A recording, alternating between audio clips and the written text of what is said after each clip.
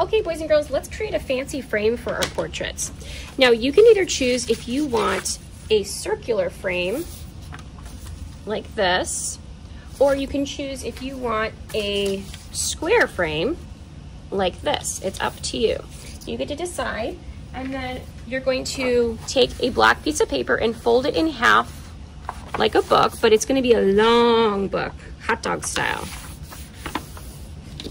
So your paper looks like this. Now, after you have folded your black paper, you're going to decide, do I want a circular frame or a square frame? If you want a circular frame, you're going to use this to cut. If you want a square frame, you'll use this tracer to cut. So I'm going to cut out a circular frame. And what I'm going to do is I'm going to place the tracer on the fold. So see, this is the folded part. This is the open part. I want to place the tracer onto the fold like this. So the straight edge is on the fold. For the rectangle, it doesn't matter which way you put it, but it should be on the fold. So it's right up against the fold. Not in the middle, but right on the fold. Now I'm going to take a pencil, or you can use your white crayon to trace this if it's easier to see. And I'm going to go ahead and trace the outside of that curve. And I'm going to cut on this line. Now, when I cut, I have to start at the folded part. This is very important. And I'm going to go cut on that line, but I don't want to go off of the paper. I want to keep my scissors on the paper the whole time when I'm cutting. Cut a big round circle. Now, when you open it up, you'll see you have a nice circular frame. You are going to use a glue stick to glue your frame to your portrait. Line it up.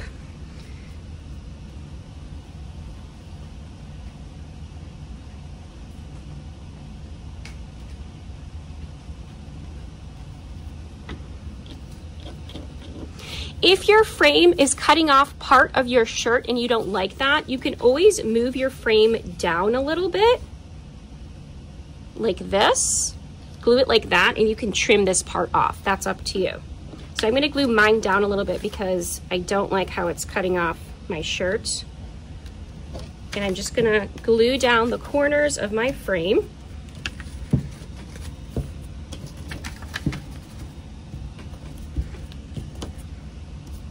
Maybe a little bit on the edges too, so it doesn't come apart.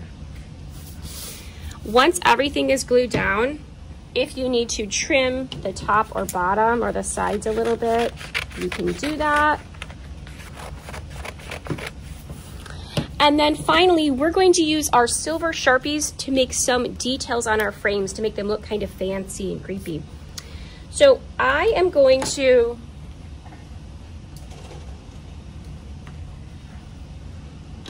I'm going to look at the worksheet at my table to see some fancy frame ideas and some patterns I can draw on my frame. So it's up to you what kind of pattern that you draw.